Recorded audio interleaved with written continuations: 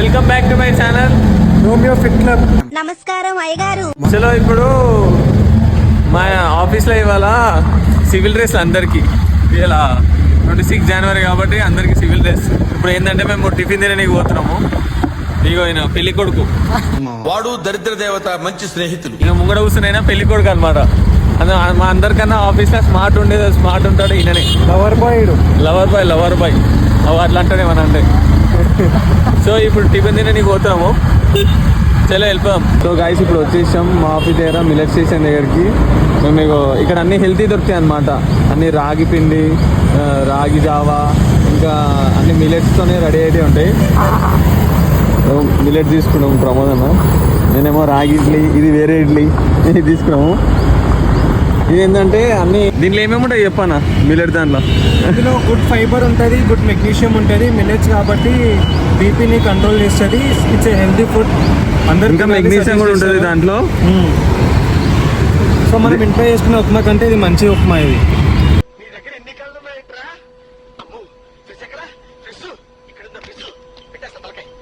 ఏముంటుంది అన్న రాగి ఇడ్లీ అంటే ఆల్మోస్ట్ రాగి పిండి మనలో ఓల్డ్ జనరేషన్ కూడా యూజ్ చేస్తారు కాబట్టి ఇది రాగి ఇడ్లీ చేస్తారు పిండితో.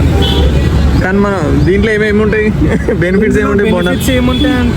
బెనిఫిట్స్ ఏముండవు. ఎక్సెస్ ఆఫ్ ఆయిల్ ఉంటుంది. తింటే సాయంత్రం వరకు ఆకలి కాదు. మళ్ళీ మొత్తం జిడ్డు అయిపోతుంది లోపల బాడీ. ఇవన్నీ ఇంత మంచిగా పెట్టుకొని మళ్ళీ మనం బోండా తీసుకున్నామంటే మనం బోండానే తింటాం. ఎందుకంటే మనం బోండానే ఇష్టం కాబట్టి. ఇండియాలో ఉన్న ప్రపంచంలో ఉన్న మనుషులందరూ బోండాకే ప్రిఫరెన్స్ ఇస్తారు ఎక్కువ. బోండా బాయ్. నేను మరీ అంత ఎదవలా కనపడుతున్నారా? ఓ మాదిరిగా కూడా కనపడలేదా? ఆయిల్ ఉన్నా ఇంత మంచి వదిలేసి, ఇంతగానో ఆయిల్ ఉన్నా ఇంత మంచి ఫుడ్ వదిలేసి బోండా తీసుకొని ఆఖరికి బోండా తింటున్నాం అంటే ఎంత మహానుభావులు అర్థం చేసుకోవాలి. ఎట్లుంటే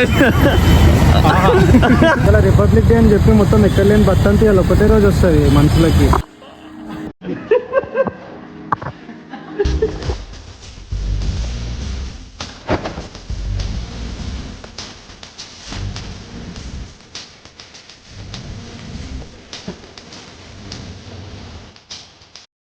హీరో వచ్చాడు.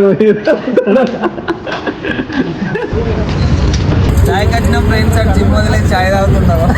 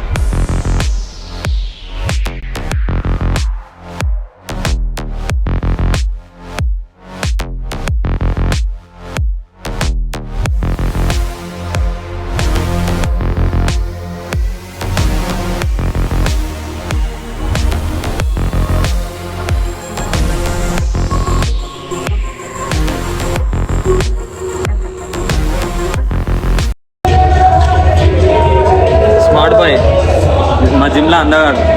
నీ ఆయన చెప్పేస్తుండే వీడియోలు ఫోటోలో పెట్టి ఏం చెప్తారు.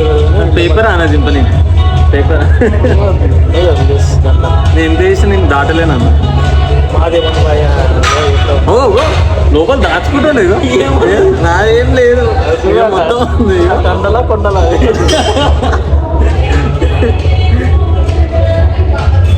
మా coach no comments. Hello guys, ఇప్పుడు వచ్చేసిన ఇంటికి. జిమ్ అయిపోయింది. ఇలా బ్యాక్ అండ్ బైసెప్ చేసినాం వర్కౌట్ వీడియోస్ 2-3 రికార్డ్ చేయలేదు కానీ. సో ఇవాళ మనం ఏం నేర్చుకున్నాం అంటే జిమ్వి టిప్స్ నేర్చుకున్నాం. కొన్ని టిప్స్ ఉంటాయి అన్నమాట. పెద్ద పెద్ద బాడీ బిల్డర్లు నార్మల్ బాడీ లైక్ ఆ ట్రిక్స్ యూజ్ చేసి అది ఎవ్వరు చెప్పరు మీకు. జిమ్లో ఇలా ఎక్సర్సైజ్ చేయాలి, బ్యాక్స్కి ఇన్ని వర్కౌట్స్ ఉంటాయి, ఇది చేయాలి అది చేయాలి అని చెప్తారు కానీ ఆ ట్రిక్స్ మాత్రం ఎవరు చెప్పరు. మీరు జిమ్ చేసేటప్పుడు కొన్ని మిస్టేక్స్ చేస్తారనమాట. ఏవేవి మిస్టేక్స్ అంటే జిమ్కి వెళ్ళే ముందు మీరు చిన్నది కర్చీఫ్ వేసుకెళ్ళండి. చెమటలు వస్తే తుడుచుకోనికి పెట్టుకొని. పాటలు కూడా వినొద్దు. ఎందుకంటే పాటలు ఎందుకు వినొద్దురా అంటే మనము మజిల్ మైండ్ కనెక్షన్ పోతుంది అనమాట. అంత 100% పెట్టలేము. సగం పాటలు వినుకుంటా ఏదో పాటలు వినుకుంటా జనానే చేసేసాం అనమాట. ఆడ ఫోకస్ మిస్ అవుతుంది. ఇయర్ ఫోన్స్ పెట్టుకోవచ్చు. లైక్ చాలా ఇయర్స్ నుంచి చేసిన వాళ్ళు ఎన్ని పాటలు విన్నా ఫోకస్ మిస్ కాదు. అట్లాంటి వాళ్ళు పెట్టుకోవచ్చు, ఏం కాదు. ఇంకోటి ఏంటంటే మనం లోపల బనీని వేసుకుంటాం. లోపల బనీని వేసుకోవద్దు. ఎందుకంటే బనీని వేసుకుంటే ఏదైనా సరే షూస్ అయినా సాక్స్ అయినా టైట్ అయిపోతే అక్కడ కూడా ఫోకస్ మిస్ అవుతుంది. మొత్తం దోమలే ఉన్నాయి, అక్కడ కూడా ఫోకస్ మిస్ అవుతుంది. ఇంకోటి ఏంటంటే జిమ్కి చాలామంది షూస్ వేసుకొని పోతారు. మీరు గమనించుంటారు, పెద్ద పెద్ద అన్న వాళ్ళు మనోళ్ళే ఓన్లీ కాళ్ళతోనే వేస్తారు. లెగ్ డే రోజు, ఏదైనా హెవీ వర్కౌట్స్ ఉన్న రోజు చెప్పులు కూడా ఇప్పేస్తారు, షూస్ కూడా వేసుకోరు. అట్లా ఎందుకట్లా వేస్తారంటే వాళ్ళు టైట్ అనిపించదు అనమాట. మనం సాక్స్ షూలు వేసుకొని పోతాం కదా, అప్పుడు అంత టైట్ అయిపోతుంది. దానికి కూడా ఫోకస్ మిస్ అవుతాం. చాలా ఉంటాయి ఇట్లాంటివి నేను మీకు చాలా చెప్తాను. ఇంకోటి, ఈ చేతులు ఉన్నాయి చూసిరా, కనబడుతున్నాయా ఇట్లా బబుల్స్ వచ్చి చూసిరా? ఇవి ఓన్లీ హెవీ వర్కౌట్ చేసేటోళ్ళకి, ఎవరైతే ఇంటెన్స్ వర్కౌట్ చేసేటోళ్ళకి, మగోళ్ళకి వస్తాయి. కొంతమంది బాయ్స్ వస్తారు, చేతులు గ్లౌజులు వేసుకుంటారు.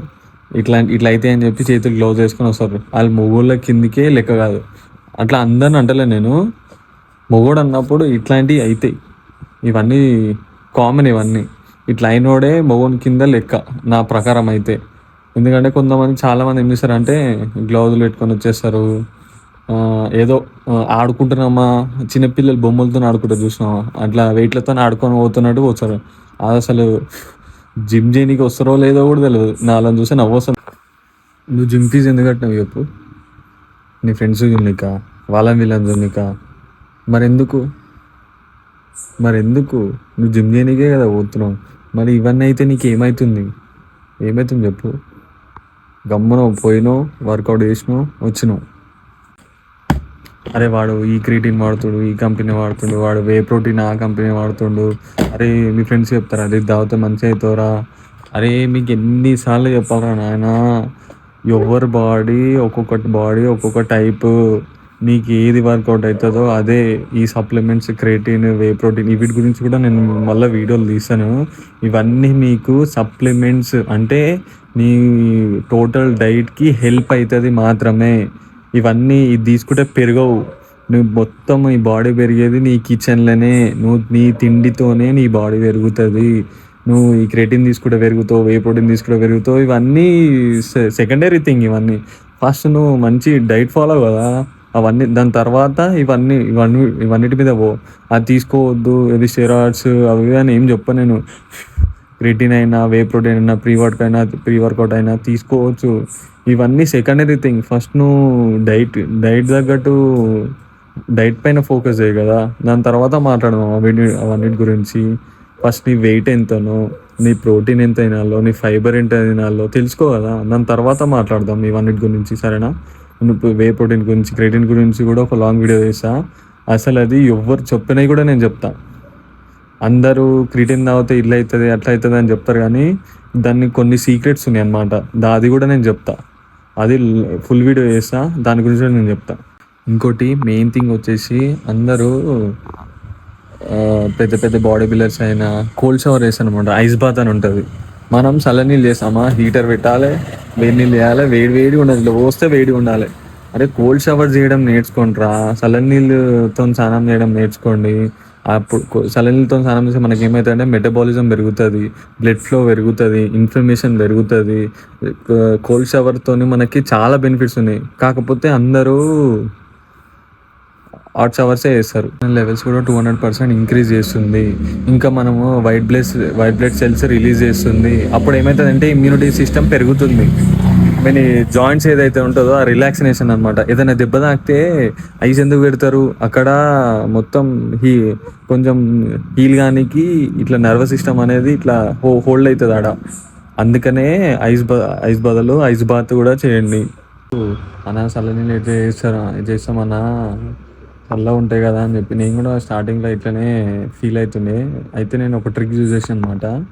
ఫస్ట్ ఒక కాలు మీద పోసుకుంటా, తర్వాత ఇంకో కాలు మీద పోసుకుంటా, తర్వాత ఇంకో చేయి మీద పోసుకుంటా, తర్వాత ఇంకో చేయి మీద పోసుకుంటా, తర్వాత తల్లి ముఖం కడుకుంటా, లాస్ట్ కళ్ళు మూసుకొని ఒక్కసారి ఇట్లా ఓపిక పట్టి ఇట్లా పోసేసుకుంటా. ఈ టెక్నిక్ యూజ్ అయ్యి ఒక్కొక్క కాలు మీద చేతి మీద పోసుకొని లాస్ట్ కళ్ళు మూసుకొని రప్పని పోసేసుకోరు. అదే పోసేసుకునే టైంలో దానినే వేసేసేయాలి. మళ్ళీ చిన్న గ్యాప్ ఇచ్చినా సరే మళ్ళా ఫస్ట్లో ఎంత భయపడ్డామో మళ్ళీ అట్లనే భయపడతాం నీళ్ళు పోసుకోవాలంటే.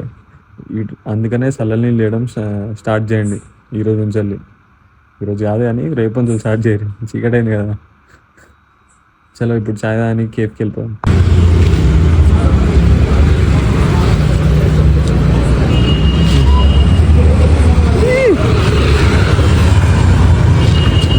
లొవ్వ అంటే వేయాలా మా సోనందేరా.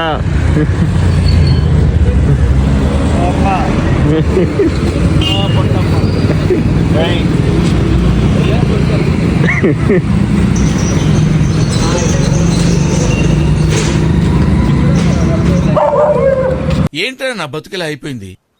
ముసలోళ్ళకి ముతకోళ్ళకి పెళ్లిళ్ళు అయిపోతున్నాయిరా. నాకవుదేంట్రా, నాకేం 1 2 3 4 5 దానికి మంచిగా అమ్మవుతుంది అనుకుంటావు ఇప్పుడు.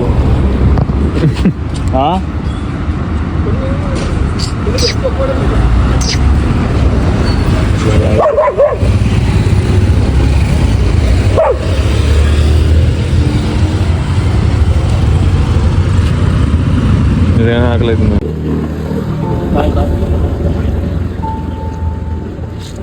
మావాడు ప్రేమతో పెరుగు ఇరిగి వస్తుండు.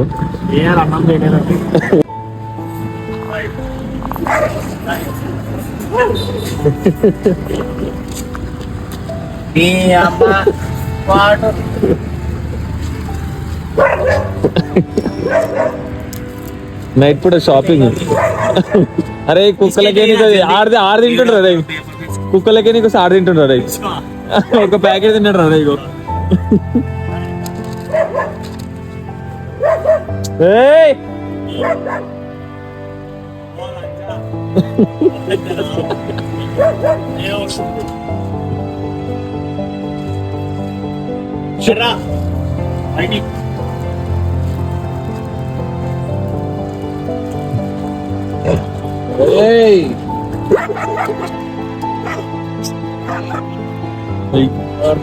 ఎందుకు కొడుతున్నావు? అయ్యో నన్ను కొడతా దీనికి ఎంత తెలుసా.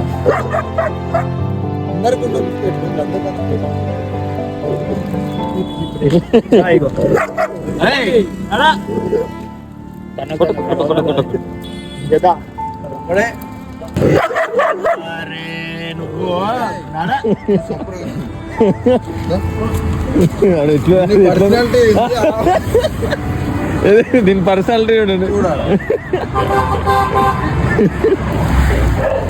ఎట్లున్నవే నువ్వు. పెరుగు ప్యాకెట్ గాయ్స్.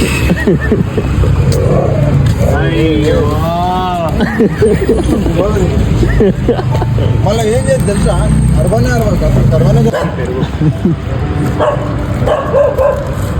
పెరుగు కూడా తాగుతాయారా? అలా పెరుగు తాగితే మంచి పోవే అమ్మా అదే ఈడ పేపర్ ఉంది నాకు ఇక్కడ రాయిగో ఇప్పుడు పీకుడు ఉంటుంది దీన్ని ఇక దాని బాడీ ఎట్లుంది అంతే ఒరుడే నీది ఏముండదు ఇక